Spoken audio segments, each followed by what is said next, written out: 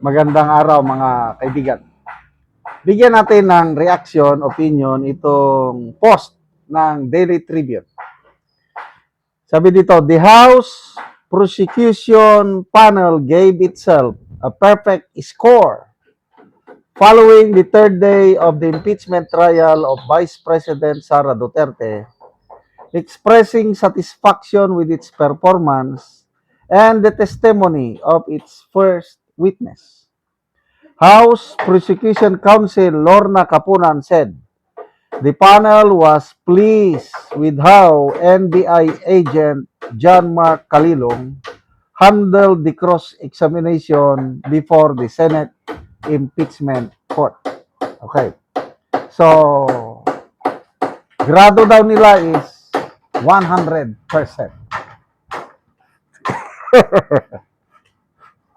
Well, kung yan ang tingin nila, di wala tayong magagawa.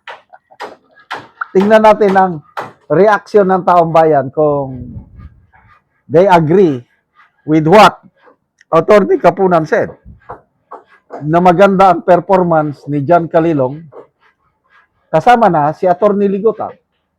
Tingnan nyo, 21,000 ang nag-react. 19,000 ang tumatawa, 1,500 lang ang nag-like. 56 ang galit. So, mga 90% hindi naniniwala na maganda ang performance ng prosecution. Tinatawanan lang eh. Basa tayo ng mga comments. Rolando Ramos, sayo lang yan. Pero kaming mga nag-observe, nakatutok, the defense has scored a lot against the prosecution. Well, normal yan dahil alangan naman na aaminin nila na talo sila. Dapat itaas nila yung fighting spirit nila na 100% satisfied kami, panalo kami. Kagaya itong sino ito? Congresswoman Luistro, yung first day, tagumpay ng prosecution. We are victorious. Day 1. Anong panalo nila sa day 1? Na to me, yung pronouncement ni presiding officer Chis Escudero ng number of conviction votes should be 16. Paano sila mananalo doon? Tapos on the second day, yung third day ata, sa second day pala, nag-question si Senator Judge Lacson, question niya si Escudero, ano ba yung 16 na conviction vote? Is that the chairman or the presiding officer's ruling? Or is it the ruling now of the entire court? So, very honest si Senator Escudero, sabi niya, akin lang yun as chair. But depende sa the whole court. Kahapon, nagsalita si Senator Lacson na to him, he agrees with Senator Escudero na ang number of conviction votes should be 16. So, dalawa na yan. And I'm sure, meron pa.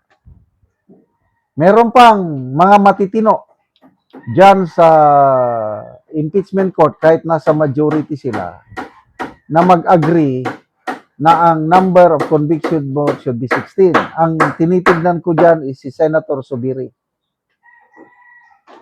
Tatlo sila.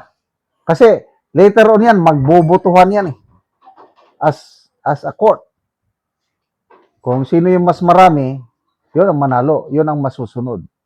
Kasi yung 16 na announcement ni Senator Escudero, kanya lang yun as presiding officer. So, magbutuhan. So, walong member ng minority plus tatlo, Lacson, Zubiri, and Escudero, 11 na sila na papabor na 16 ang conviction vote. Panalo na po si BP Sara. Kasi 21 na lang sila ngayon eh. 10 yung mag-insist na pwedeng babaan, 11 yung magsabi na 16. Yan na. So, paano sila mananalo? Sa first day pa lang yan ah. So, balik tayo sa day 3 kahapon. To me, walang walang essence yung testimony ni Kalilong. Yes, they have presented everything. Sabihin na natin, yung video is authentic, okay na lahat. Kaya lang ang issue is, yung legal aspect. May krimen bang ginawa si BP Sara sa kanyang pahayag? Yan ang issue. Is there grave threat? Is it an impeachable offense? Yung sinabi niyang ganun? Mabuti na lang itong si Senator Hontiveros, I don't know kung sinadya o nagkamali ang script, tinanong niya si Attorney Ligutan if it is an impeachable offense. Eh, ang sagot ni Ligutan, no, we cannot prove it. And I am appealing to you, not as a lawyer, I appeal on the moral sense. Doon pa lang, talo na sila eh. Kasi sa legal aspect, alam nila na hindi ma-prove na may criminal offense si BP Sara sa kanyang pahayag. Inamin na mismo ng prosecution. Paano sila nanalo? Yun lang na i-present nila sa Kalilong. Walang panalo doon. Sabihin na natin, yung video na i-present niya is authentic. Yes, authentic. Napanood na natin lahat yun. Ang issue ngayon is, nasaan yung assassin?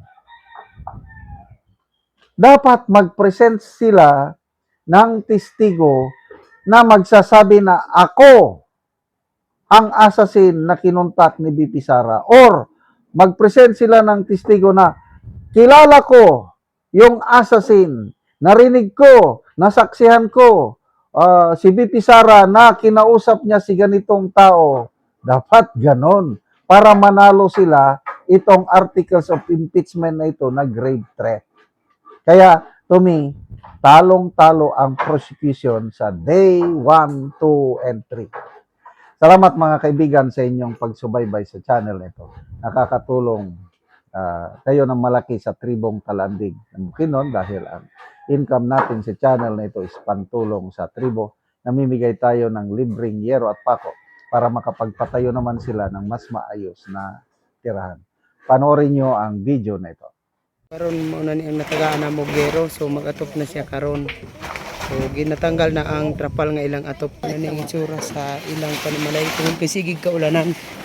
So ginatanggal na ang trapal.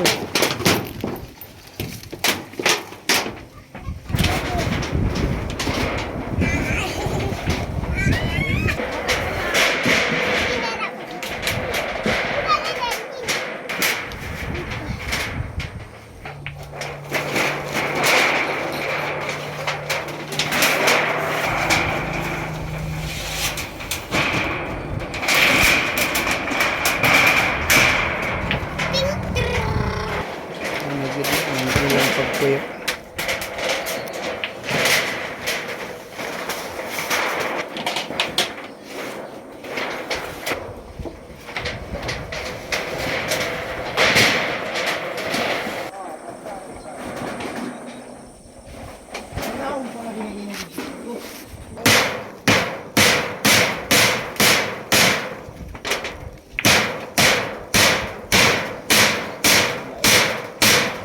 O karon naman na gyud sa pag-atop ang among gihatag nga yero.